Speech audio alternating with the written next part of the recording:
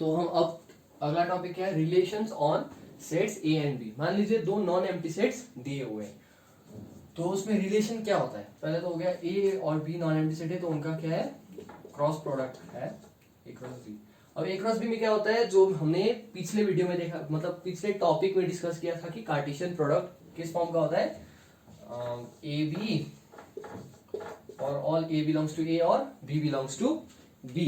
तो ये हो गया ए क्रॉस बी का एलिमेंट्स क्या रहता है, ऑर्डर्ड पेयर्स रहता है। तो सेट ऑफ ये हो गया, ये हो जाएगा सेट ऑफ ऑर्डर्ड पेयर्स। तो इसमें रिलेशन क्या होता है, तो रिलेशन इसका क्या रहता है, इसका सबसेट रहता है।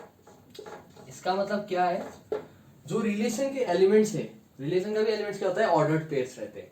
तो वो जो है वो एलिमेंट्स ए क्रॉस बी में भी रहते हैं, लेकिन जो ए क्रॉस बी के सभी एलिमेंट्स है जरूरी नहीं कि वो रिलेशन में रहते हैं। ये कैसे होता है, रिलेशन ऐसा सबसेट है जो डिफाइन रहता है, मतलब नाम रिलेशन है ना, किस लिए रखा है नाम रिलेशन, किसी चीज को रिलेट करता है इसीलिए तो इसको रिलेशन बोलते हैं। तो ये किस चीज को रिलेट करता है, किस चीज से, तो जैसे हो गया ए क्रॉस बी का अगर सबसेट है तो रिलेशन क्या करता है, ए के एलिमेंट्स को बी के एलिमेंट्स के साथ रिलेट करता है, और उसका डेफिनेशन दिया रहता है कि किस तरह से ए के एलिमेंट्स बी के एलिमेंट्स को रिलेट करते हैं। तो जो सभी ऑर्डर्ड पेयर्स ए क्रॉस बी में आएंगे, जो सभी इसका ऑर्डर पेयर्स रहेगा ए क्रॉस बी में, जरूरी नहीं कि वो रिलेशन को सेटिस्फाई करेंगे, लेकिन जो रिलेशन को सेटिस्फाई करेंगे वही, सिर्फ और सिर्फ वही ऑर्डर्ड पेयर्स रिलेशन में आएगा। इसीलिए जो रिलेशन का एलिमेंट है वो तो ए क्रॉस बी में रहेगा ही रहेगा, क्योंकि वो ए और बी का एलिमेंट को ही एक दूसरे के साथ जोड़ रहा है, और सभी ऑर्डर्ड पेयर्स इसमें रहेगा। लेकिन जो सभी एलिमेंट्स ए क्रॉस बी का है वो जरूरी नहीं कि रिलेशन में रहेगा। ये हम जानेंगे एक एग्जाम्पल के साथ। अगर मैं आपको एग्जाम्पल दूं तो आप ज्यादा क्लियर होंगे कॉन्सेप्ट से, क्योंकि ये ज्यादा एग्जाम्पल से अच्छे से समझ में आता है ऐसा क्वेश्चन। तो हम एग्जाम्पल करते हैं अभी। तो चलिए एक एग्जाम्पल देख लेते हैं। इसमें मैंने दो सेट दिया हुआ है। सेट ए जो है वो है इवन नेचुरल नंबर्स का सेट, और सेट बी जो है वो है नेचुरल नंबर्स का सेट जो 5 के मल्टीपल्स है, मतलब जैसे 5 हो गया, 10, 15, 20 ना। और इसमें मैंने एक रिलेशन डिफाइन किया है, जो है वो ए बी बिलोंग करता है ए क्रॉस बी को, मतलब ये ए बी का जो क्रॉस प्रोडक्ट है उसमें बिलोंग करता है। और रिलेशन क्या है, और ये ए बी एलिमेंट्स के बीच में रिलेशन क्या है, ए और बी एलिमेंट्स के बीच में, कि बी जो है वो ए का मल्टीपल होना चाहिए, मतलब बी ए से डिवाइड होना चाहिए। तो ये हो गया रिलेशन। अब देखते हैं, जैसे मैंने बताया था ना कि आर का जो सभी एलिमेंट्स है, सभी ऑर्डर पेयर है, वो ए क्रॉस बी में रहेंगे, लेकिन ए क्रॉस बी के जो सभी एलिमेंट है वो आर में रहना जरूरी नहीं है। तो ये हम देखेंगे कि कैसे। तो इसको मैं ऐसे ही रख देता हूं। अब पहला एग्जांपल लेते हैं जिसमें रिलेशन सेटिस्फाई हो रहा है। तो एक ऑर्डर पेयर लेते हैं जिसमें रिलेशन सेटिस्फाई हो रहा है। जैसे एक इवन नंबर लेते हैं 2, और फिर एक 5 का मल्टीपल था ना सेट बी में, तो वो लेते हैं 10। तो इसमें देखिए b जो है a का मल्टीपल है, क्योंकि 2 5s are 10। तो ये क्या कर रहा है, ये रिलेशनशिप को सेटिस्फाई कर रहा है। तो ये क्या हो गया, ये r का भी एक एलिमेंट हो गया, और ये a क्रॉस b में रहेगा ही रहेगा, क्योंकि a क्रॉस a में क्या है, सभी इवन नंबर है, और b में क्या है, सभी नंबर जो 5 के मल्टीपल्स है। तो ये a सेट में है और ये b सेट में है, तो ये a क्रॉस b में रहेगा ही रहेगा, है ना। तो अगर ये रिलेशनशिप को सेटिस्फाई कर रहा है तो इसको हम कैसे भी लिख सकते हैं। अगर ए और बी रिलेशनशिप को सेटिस्फाई कर रहे हैं तो उनको ऐसे लिखा जाता है ए आर बी, जिसका मतलब है ए और बी एक दूसरे को रिलेशन आर के तहत रिलेट करते हैं। तो ऐसे 2 आर 10। अब एक ऐसा सिनेरियो देखेंगे इसी एग्जांपल का, जहां पर वो ऑर्डर्ड पेयर रिलेशन को सेटिस्फाई नहीं करता है, तो एक वो एग्जांपल रहेगा 2 और रखे थे 15। तो ये ए क्रॉस बी में तो रहेगा, क्योंकि ए क्या है, सेट ऑफ इवन नंबर, और B set of numbers that are multiple of 5।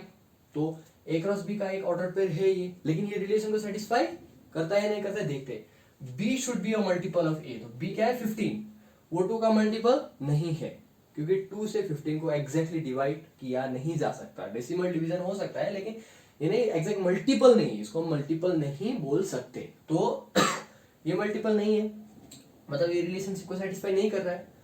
तो आप समझ रहे हो ना कि जो ए क्रॉस बी का ये एलिमेंट है ये आर में तो नहीं आएगा। तो जैसा मैंने कहा था आर का सभी एलिमेंट ए क्रॉस बी में आता है, सबसेट है ए क्रॉस बी का सबसेट है आर, पर जो ए क्रॉस बी का सभी एलिमेंट है वो आर में नहीं आता है, ठीक है ना। तो ये हो गया यूनिवर्सल सेट और ये हो गया उसका सबसेट, ऐसा मान ले सकते हैं क्लास 11 के नॉलेज से देखेंगे तो। और अगर ए और बी दो एक ऑर्डर्ड पेयर अगर रिलेशन को सेटिस्फाई नहीं करता है तो उसको इस तरह से भी लिखा जाता है। इसका मतलब है ए और बी एक दूसरे को दिया हुआ रिलेशन के अंडर रिलेट नहीं करते हैं, तो ऐसे ही 2 डज नॉट रिलेट टू 15। अब बढ़ते हैं अगले टॉपिक की तरफ। ये बेसिक कॉन्सेप्ट है, उतना डीप में जाने की जरूरत नहीं है, ये बस आपका कॉन्सेप्ट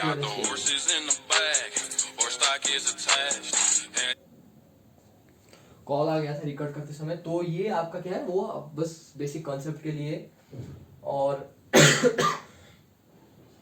हाँ बस ये है इस टॉपिक में। अब बढ़ेंगे अगले टॉपिक में। ये जो आज का ये वीडियो है ये सब बेसिक कॉन्सेप्ट के लिए, ये कॉन्सेप्ट आपको आगे बढ़ने में जरूरत है, इसका आपको इम्पोर्टेंस है। मतलब जैसे हम आप टाइप्स ऑफ रिलेशंस पढ़ेंगे आगे बढ़ेंगे ना, तो ये भी इम्पोर्टेंट है, क्योंकि अगर बेसिक नॉलेज ही नहीं है तो एडवांस कैसे पढ़ पाएंगे ना। तो हम अगला टॉपिक डिस्कस करते हैं अब।